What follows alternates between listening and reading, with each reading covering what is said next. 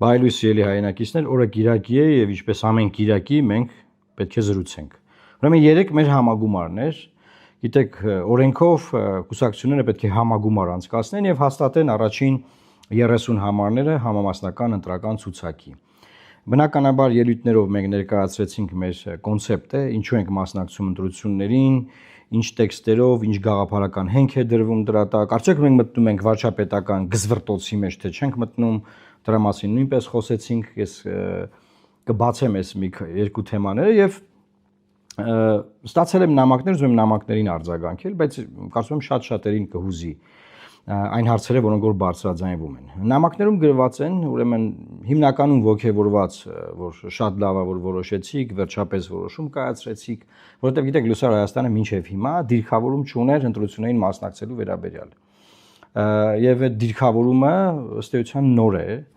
գրեթե բոլոր ուժերը դիրքավորված են, բոլոր ընտրություններին մասնակցող ուժերը դիրքավորված են։ Բոլորին հայտնի է, թե բոլոր ուժերը ինչու են մասնակցում, ինչ են ասում, ով է իրանց վարչապետի թեկնածուն եւ այլն եւ այլն։ Եվ ուշադրություն։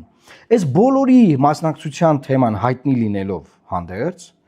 ընտրողների հարցումներով, ընտրողների շուրջ 30%-ը, 30-40 որոշ դեպքերում 40, բայց ասում եմ 30, ասենք 30-ը չի կողմնորոշվելու մնտրի, չի կողմնորոշվել, մեկ, երկրորդը, չի էլ որոշել կգնա ընտրության, թե չի գնա, այսինքն միլիոնից ավել մարդ Հայաստանի Հանրապետությունում չգիտի ում ընտրի մեկ ու չգիտի կգնա ընտրություններին, թե ոչ, ու այդ ֆոնի վրա, պատկերացրեք այդ ֆոնն է, այդ պահը քննարկենք, այսինքն մի միլիոն մարդ բոլոր ուժերը հայտարարել են, որ իրանք մասնակցում են ով է իրանց վարչապետի թեկնածուն, քանի շտաբ ունեն, ամբողջ քաղաքները, գյուղերը, մարզերը, բաները, մայրուղիները, մեծ բաներներով ծածկված են, բոլորը կան, բայց մի միլիոն մարդ չգիտի ում ընտրի։ Ինչու՞։ Որովհետև այդ մի միլիոն մարդը այն ուժերը, որոնք որ մտել են process-ի մեջ, հայտ են ներկայացրել։ Դրանց մեջ չի տեսնում այն product-ը, որի համար ինքը պետք է գնա ընտրության։ Եվ չի գնալու ընտրության։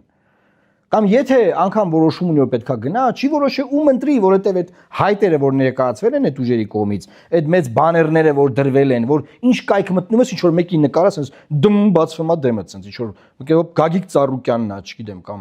բանն է, Ուժեղ Հայաստանն է, ով ունի, բանը Քոչարյանի պաստառներն է, Նիկոլանց սրտեր, սա կա, մի միլիոն մարդ չի որոշել ում ընտրի, հա Քոչարյանց բաներ գովազդներն է, մի միլիոն մարդ չի որոշել ում ընտրի։ Այսինքն դուք քաղաքական ուժեր ձեր product-ները ներկայացրել եք, ու մի միլիոն մարդ դեռ չի որոշել, որ ընտրի ու դեռ չի որոշել որ գնա ընտրական տեղամաս։ Այսինքն դուք ձեր ներկայացրած product-ներով ընտրողի սիրտը չեք շահել։ Այս ընտրողները չեն գալու ձեզ ընտրեն։ Եվ այդ ֆոնին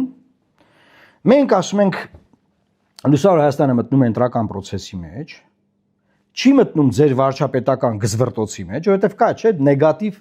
բան կա, որ նեգատիվը ինչն է, որ բոլորը համաձայն են, որ պետք է իշխանությունը փոխվի, ընդդիմադիր դաշտում։ Բայց բոլորը համաձայն չեն, թե ումով փոխվի, ուշադիր։ Ով կգա իշխանության, այ դա բոլորն ասում են պետք է ես գամ, նա ասում է պետք չէ ես գամ, նա ասում է չէ անպայման ես, մենակ մեր տեխնացուն բան, ուտեղ Լուսավոր Հայաստանը մենք, ասում ենք Ժորժան, մենք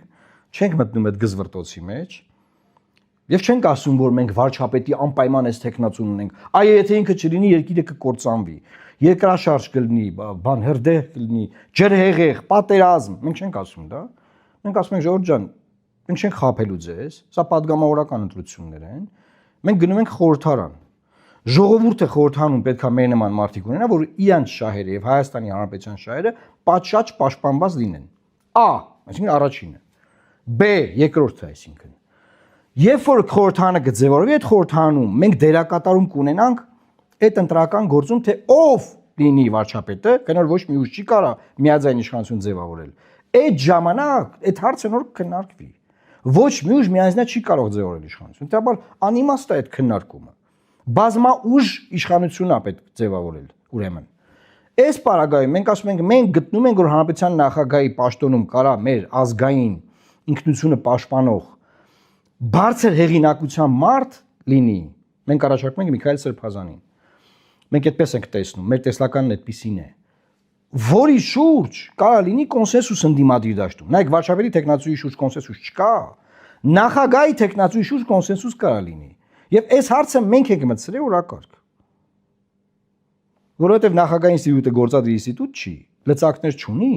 եւ նախագահի ինստիտուտը գործում է հեղինակության վրա։ Եթե նախագահան օրինակ հեղինակություն չունի, փալասա, ոչ մի բան չի կարանի, չի կարա հակակշռի, փոխսպի, վերահսկի, ՍԴ-դիմի, ազգային ժողովին հսկի, դատական իշխանությանը։ Եթե նախագահան հեղինակավոր մարդ է, ձեռը կխփի սեղանին իր հեղինակությամբ, ոչ թե սահմանադրական լիազորություններով, գզվրտոցը երկրում կդադարի։ Մեր տեսլականը սա է։ Ու երբ որ դա կլինի, երբ որ մենք կարողանանք հանգել այս կոնսենսուսին, վարչապետը ուղղակի մեկնավորը, որ գործադիր իշխանության ղեկավարը, այդ հարցը հեշտ կլուծվի, կորոշվի։ Հետաբար մենք չենք մտնում այդ գզվրտոցի մեջ։ Հիմա հետ գամ մեզ գրած հարցերին։ Մի 50 նամակ եմ ստացել, 4-5-ը գրելա, որ բայց դուք կարող եք ձայները, չգիտեմ, փոշիացնեք, դուք կարող եք չանցնեք։ Ժորժ ջան, նախ մենք ուսումնասիրություններ ունենք, մենք անցնում ենք։ Մենք ոչ մի բան չենք արել, չենք հայտարարել, որ ընտրություններին մասնակցելու ենք։ Այնքան էլեկտորալ հնարավորություն ունենք, որ եթե սկսում ենք, անցնում ենք։ Հիմա մենք արդեն սկսել ենք, ուրեմն անցնելու ենք։ Այս մեկ, այսինքն հենց մենք որոշենք, որ մենք մասնակցում ենք ընտրություններին, մեր անձեռնությունը փոխվում է։ Մինչև այդ մենք ոչ մի բան չենք որոշել։ Մենք միայն ասում ենք ընդդիմադիր դաշտում աշխատանք տանենք, որ մեծ կոնսոլիդացիա լինի, որը ընդդիմադիր ուժերի չմիավորման արդյունքում դա չի եղել, չեղավ դա, մինչև մեր հայտարարելը։ Հիմա երբ որ մենք տեսնում ենք, որ 30-40% մարդ, այս բոլոր ուժերը, որ հայտարարել են մասնակցում են, չի կողմնորոշվել ում գնա ընտրի, ու չի կողմնորոշվում, ում գնա ընտրի։ Ասում ենք ժողովուրդ ջան, ուրեմն պետք է մենք էլ մասնակցենք անպայման, մենք մեր մեջ ենք էլի դա քննարկել, որ մեր ընտրողին չթողնենք միայնակ, մեր ընտրողը ունենա պրոդուկտ, քաղաքական իրական պրոդուկտ, գնալ ընտրական տեղամաս եւ ընտրելու մեզ, սա մեկ, եւ երկրորդը,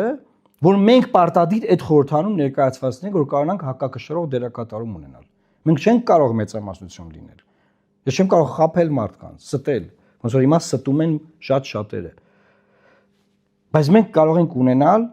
պատշաճ ներկայացվածություն խորհրդանում, որը բավարար կլինի ազդել այլանդակությունները կանխելու համար, կապ չունի որ ուժը այդ այլանդակությունը կանի, նախկինները թե ներկաները, եւ երկրորդ ազդել ապագա իշխանության ձևավորման վրա, որպես հակակշռող փոխզբող ուժ։ Մեր նախագահի տեխնացուով։ Մեր դերակատարումը սա է։ Դրա իրավա քաղաքական ոնց ասեմ, բանը, սոցիալ հոգեբանական նաև թեզը շատ կարևոր թեզ ենք առաջ քաշում, որը մեր Կարպիս Փաշոյանն է պատրաստել։ Ես ուզում եմ ձեր համար կարդալ։ Համերաշխություն ոչ միայն այսօր ապրողների, այլ նաև մահացածների եւ բոլոր նրանց հետ, որ դեռևս չեն ծնվել։ Ինչ է սա նշանակում։ Որ մենք առաջինը ամեն ինչ անելու ենք չուրանալ անցյալը եւ թույլ չենք տալու, որ ուրանալ անցյալը։ Անցյալի ուրացումը նշանակում է, որ մենք համերաշխ չենք մեր համար կռիվ տված զոհված մարդկանց հետ, ուրանում ենք Նժդեին, Մոնթեին, բոլոր ազատամարտիկներին եւ մեր զինվորներին, եթե համերաշխ չենք անցյալի հետ։ Այսօրվա ամբողջ քաղաքական ներկայապնակը համերաշխ չի անցյալի հետ։ Բոլորը անցյալին վերաբերվում են բանով, սխալմունքի հիմքով։ Մենք ասում ենք, մենք այդ համերաշխությունը բերելու ենք անցյալի հետ։ Ցեղասպանության զոհերի, հա, եւ հաջորդ թեզը։ Այսօր ապրողների հետ համերաշխություն, այսինքն անցյալը անցյալ, բայց այսօր ապրողները ներկան են։ Ներկայի հետ կռիվ չտալ, ներկան կառուցել, ներկան զարգացնել, ներկան հզորացնել սրա մասին է։ Եվ երրորդ թեզը է մի նախադասության, եւ բոլոր նրանց հետ, ովքեր դեռևս չեն ծնվել համերաշխություն։ Սա ինչ է նշանակում, սիրելի հայրենակիցներ, որ ինչ ենք մենք ժառանգում, ինչպիսի պետություն ենք ժառանգում, Արևմտյան Ադրբեջան, որտեղ Սևանը Գյոյքչայ, չգիտեմ ինչա, թե Հայաստանի Հանրապետություն։ Ինչ ենք մենք ժառանգում, զինանշան, որի վրա կա բիբլիական արած սարը, Նոյան տապանով, որ միշտ եղել է, անգամ խորհրդային սոցիալիստական հանրապետության ժամանակ։ Թե այն ինչ որ ուզում են անեն։ Մենք ինչ ենք ժառանգում, ատոմակայան ունեցող ինքնիշխան, սուվերեն երկիր, էներգետիկ ինքնիշխանություն ունեցող երկիր, թե ատոմակայանը փակողների խմբեր։ Ատոմակայանը փակողների խմբեր են կուտակված երկրում։ Մի մասը նախկին իշխանության ժամանակա քայլեր արել, որ ատոմակայանը փակվի, Եվրոպաներում չգիտեմ որտեղ է պարտավորություն է ստանձնել։ Մյուս մասներ հիմա թուրքերի եւ ադրբեջանցիների հետ է այդ բանի կոնցեպտի ջատագովը դարձել, բայց խափելով։ Խափում են, որ մենք մոդուլային բան ենք ուզում ստեղծենք, որ այս ատոմակայանը փակեն, դրա մասին շատ ենք խոսացել։ Սրանք օրինակներ եմ ես ձեզ բերում։ Այսինքն մեր իրավաքաղաքական հենքը սա է համերաշխություն ոչ միայն այսօր ապրողների, այլ նաև մահացածների եւ բոլոր նրանց հետ, ովքեր դեռևս չեն ծնվել։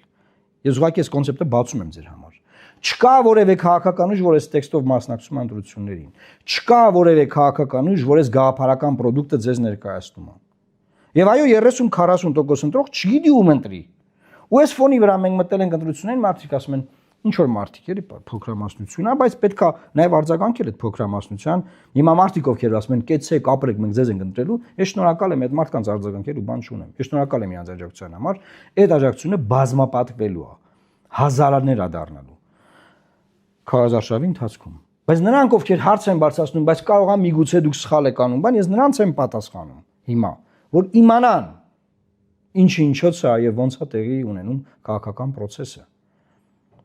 Եվ ինչ եմ ես խնդրում բոլորից, Ժորժ ջան, բոլորին խնդրում եմ աջակցել մեզ մեր մեդիա պրոդուկտը տարածելով։ Առաջի բանը դա է։ Շատերը գրում են, ինչ անենք հիմա ձեր համար։ Կարող եք ֆինանսական ներդրում ունենալ քարոզարշավում, որը կբազմապատկի մեր մեդիա պրոդուկտի տարածումը, գովազդային։ Բայց բացի ֆինանսականը, ել ինչ անենք ասում են ձեր համար։ Տարածեք այս նյութերը, խոսեք մարդկանց հետ, զրուցեք նրանց հետ, ասացեք, որ կա նման օրակարգով քաղաքական այս process-ում մասնակից ուժ, բարձա որ մեզ բոլորը գիտեն, դա բարձ է, բայց process-ում այս օրակարգով մասնակցելու մասին մենք 3 ենք հայտարարել եւ բազմապատկեք դրա էֆեկտը 10-ը դարձրեք 100, 100-ը դարձրեք